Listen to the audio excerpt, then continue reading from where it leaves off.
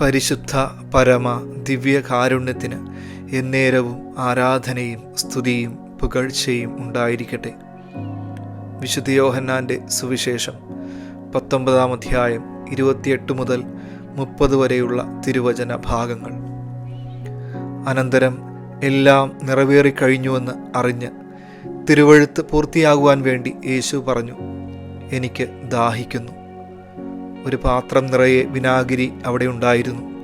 അവർ വിനാഗിരിയിൽ കുതിർത്ത ഒരു നീർപ്പഞ്ഞി ഹിസോപ്പ് ചെടിയുടെ തണ്ടിൽ വെച്ച് അവൻ്റെ ചുണ്ടോട് അടുപ്പിച്ചു. യേശു വിനാഗിരി സ്വീകരിച്ചിട്ട് പറഞ്ഞു, എല്ലാം പൂർത്തിയായിരിക്കുന്നു. അവൻ തല ചായ്ച്ച് ആത്മാവിനെ സമർപ്പിച്ചു. കുരിശിൻ്റെ ഏകാന്തതയിൽ ഈശോ പറയുന്ന അവസാന മൊഴികളാണ് ഇവിടെ എഴുതിയിരിക്കുക. എല്ലാം പൂർത്തിയായിരിക്കുന്നു.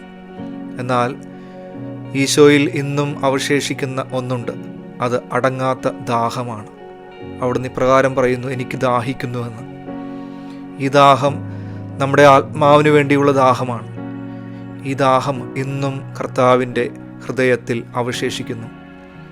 നമ്മളെ നോക്കി അവിടുന്ന് പറയുന്നത് ഇത് മാത്രമാണ്, മകനെ, മകളെ, നിനക്ക് വേണ്ടി ഞാനിന്നും ദാഹിക്കുന്നു. നമുക്കും ഈശോയുടെ ദാഹത്തെ ധ്യാനിക്കുവാനായിട്ടുള്ള ഒരു കാലഘട്ടമാണ് ഈ വിശുദ്ധ വാരം. വളരെ പ്രത്യേകമായി ദുഃഖവെള്ളിയാഴ്ച ദിവസമായി ഇന്ന് ഈശോയ്ക്ക് നമ്മളോടുള്ള അടങ്ങാത്ത സ്നേഹത്തിൻ്റെ, കാരുണ്യത്തിൻ്റെ പൂർത്തീകരണമാണ് ഇന്ന് ദുഃഖവെള്ളിയാഴ്ച നമ്മൾ കാണുക. അവിടുത്തെ ദാഹത്തിൻ്റെ ആഴം നമുക്ക് മനസ്സിലാക്കാം. ഇന്നും നമുക്ക് വേണ്ടി ദാഹിക്കുന്ന കർത്താവിൻ്റെ സ്നേഹത്തെ ഓർക്കാം. ദിവികാരുണ്യ സന്നിധിയിൽ നമ്മുടെ തന്നെ ജീവിതത്തെ സമർപ്പിക്കാം. നമ്മളെ അറിയുന്ന, സ്നേഹിക്കുന്ന ഈശോയുടെ സ്നേഹത്തിൻ്റെ ആഴം മനസ്സിലാക്കിക്കൊണ്ട് അവിടുത്തെ അനുഗ്രഹം സ്വീകരിക്കാം. സർവശക്തനായ ദൈവം, പിതാവും പുത്രനും പരിശുദ്ധാത്മാവും നിങ്ങളെ സമൃദ്ധമായി അനുഗ്രഹിക്കട്ടെ.